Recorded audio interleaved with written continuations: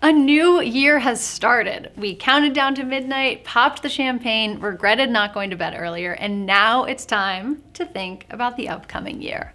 And that's what I'm gonna help you with today. I'm Britt, co-founder of Dow Janes, and I'm gonna teach you how to set financial goals, and then I'm gonna give you 8 financial goals you can accomplish this year to set yourself up for future financial success.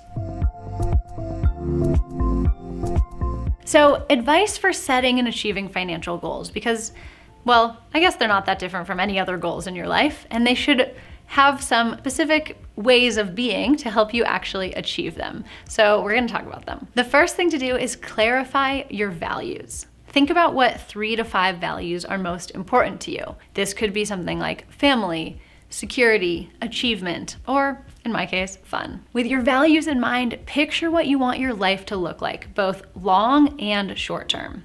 If art is one of your values, maybe you want to go to orchestra concerts or plays or take watercolor classes. If exploration and trying new experiences is important to you, then maybe you want to be able to live abroad for a few months. Or if success is important to you, maybe you want to achieve a certain level in your career. Whatever your values are, think about what it would look like to live in alignment with them. And then set both long and short-term financial goals to live in alignment with your values. So if you want to go to the orchestra more, make sure you save enough to afford tickets. If you want to get a promotion at your company, maybe you want to get a master's degree. Whatever your goal is, it may require some saving and some financial planning. So the more time you give yourself to think about that goal, to set both long-term and short-term goals, the better off you'll be and the more likely you'll actually achieve that goal. The next thing to do with any goal you make, whether it's an exercise goal, an eating goal, or a financial goal, is make it SMART. S-M-A-R-T, specific, measurable, attainable, relevant, and time-bound. What do we mean by that? So for specific, be clear on what you want to accomplish and how you're going to accomplish it. Instead of saying, my goal is to work on my finances, say, every Wednesday morning, I'm going to make a cup of coffee, sit down on the back porch, and spend an hour reviewing my spending habits, looking at my bank accounts, and tracking my financial habits and progress.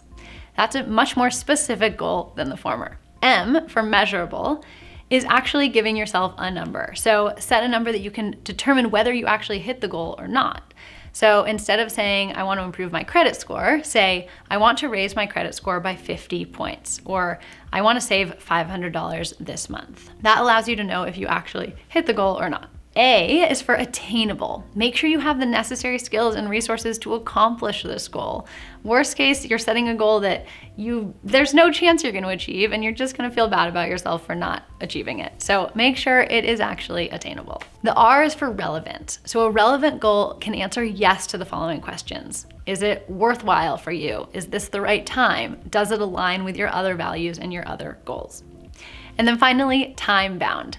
Set a deadline. So for New Year's resolutions, typically you want to accomplish your goals by the end of the year. But for big goals like paying off your student loans, you may want to aim for 5 years from now, or whatever is reasonable based on your debt and your income.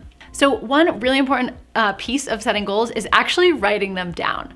Write down your goals, how you're going to achieve them, and what you're gonna do to celebrate once you actually achieve them. You wanna make sure you reward yourself for hitting your goals. Another way to make sure you can hit your goals is to automate as much as possible. So for example, if you set a goal of saving 15% of your income every month this year, you could set up auto savings so that money goes straight from your paycheck into your savings account. The less hands-on work you have to do, and the more it's just done for you, the more likely you are to reach your goal.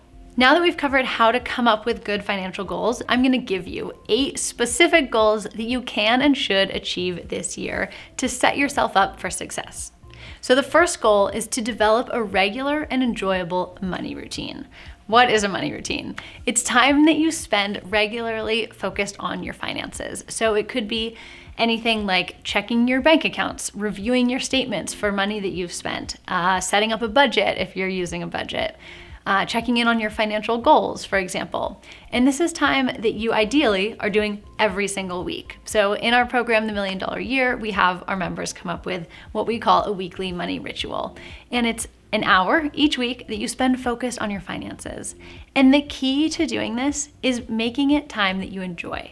So find a time during the week, whether it's Sunday morning or Wednesday evening, when you can sit down with a cup of tea and reward yourself with some chocolate afterwards, whatever it is, to make it really feel luxurious. Like you are, like taking care of your finances feels like self-care, because that's what it is and that's how it should feel. So if you want advice, we have a whole nother video on actually coming up with a weekly money ritual. So check out our video if you want more tips on that. I'll put a link in the description below. The second goal for you this year is to improve your financial literacy. If you're having trouble thinking of what financial goals you want to set, this could be a good place to start. Ask yourself what aspects of finances confuse or scare you the most, and start by researching those things. One way to do this is by subscribing to the Dow Janes channel and checking out our Personal Finance for Beginners playlist, which I'll link to in the description. Feel free to binge watch.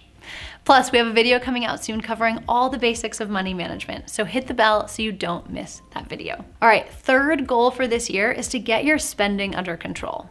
If you want to accomplish any long-term financial goals, the first thing you need to do is spend less than you make every month. Otherwise, you'll find yourself perpetually in debt. We recommend following the 50-30-20 budget. You've probably heard us talk about this before if you've watched any of our videos. The 50-30-20 budget is where you spend 50% of your monthly income on your needs, 30% on wants, and you're saving 20%. And this is of your monthly take-home income, so after taxes. We have a full video on this. I'll link to it in the description. But if you need tips on how to spend more intentionally, we also have another video where I talk about the 5 questions I ask myself before I buy anything. Again, I'll link to it. Okay, goal number 4 for you for this year is to build up an emergency fund. An emergency fund is a financial safety net. It's money that you put aside for life's unexpected events and expenses. For instance, if your car broke down or your fridge broke, you'd go to your emergency fund to pay for the problem. So you don't get stuck in a bind, so you don't have to get back into debt if you've been in credit card debt in the past. This is money that you have on hand to help yourself out in those situations.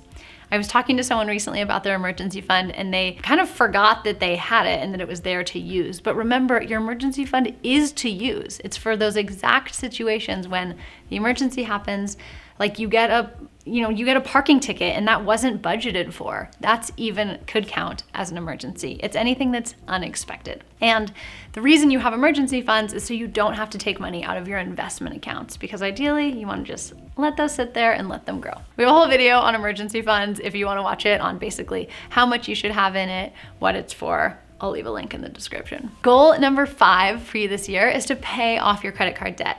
Credit card companies charge sky-high interest rates that are designed, unfortunately, to keep you in debt. So make 2022 the year that you break your debt cycle. Before you can do almost anything financially, like invest, or even before you save a full emergency fund, you actually have to pay off your high interest rate debt. Otherwise, it's like trying to bail water out of a sinking boat with a bucket that has a hole in the bottom. You're never gonna be able to get ahead because the debt interest always costs more than what you can do with that money elsewhere. If you need help figuring out how to pay off debt, sign up for our free 5 days to debt-free mini course. Goal number 6 is to improve your credit score this year. If you don't have credit card debt, then this is a great time to be working on building up your credit score. Your credit score is important if you want to buy a house, rent an apartment, secure a car loan, even get hired for a job. Your credit score basically tells people who are considering getting into business with you how trustworthy you are. So it's important to build a good score. If you want to learn more about what steps you can take to build a good credit score, we have a handy little checklist that you can download and follow. Goal number 7 for you for this year is to start investing. If you want to build wealth, it's absolutely essential that you start creating avenues of passive income ASAP. But you don't want to invest, again, like I said, until you've paid off your high interest rate debt and you've built up an emergency fund. So make sure you do those 2 things first. And if you're ready to start investing, we recommend starting with index funds.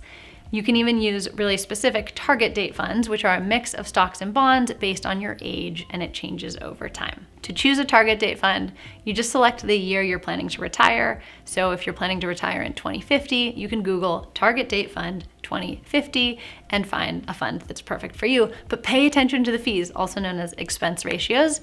You don't want to pay more than 0.15% in fees for any of those funds. And if you want to learn more about how to start investing, be sure to check out our video. We have a free masterclass on investing for beginners. I'll leave a link in the description below. Okay, we're almost there. Goal number 8 is get your retirement savings on track. No matter how young or old you are, it's important to consistently set aside money for retirement. Trust me, it's going to be here faster than you expect, and you want to be prepared. As a general rule, if you're in your 20s, save 15% of your pre-tax income each month. If you're just starting to save for retirement in your 30s, you want to save 20% of your pre-tax income. And if you're starting to save for retirement in your 40s or your 50s, you'll want to save even more because your money actually has less time to grow until retirement. You can use an online retirement calculator to figure out exactly how much money you should be saving each month, and that makes it much easier. Those are all the goals for you for 2022. And just remember, we're at the start of the year. It's important to take time to reflect on where you've been, be thankful for where you are, and set ambitious goals for the future. And if you're really ready to make this year the year that you take control of your finances, you should definitely check out our free training. I'll put a link in the description below, but we have an incredible program to support people through really taking control of every element of their financial life. In the meantime, leave a comment telling me one of your financial goals for this year. Bonus points if it's one from my list. All right, and if you are interested in getting more financial literacy this year, really just upping what you know about personal finance, don't forget to hit the subscribe button. That way you'll get a nice little reminder each week to help you stay on track and hit your goals.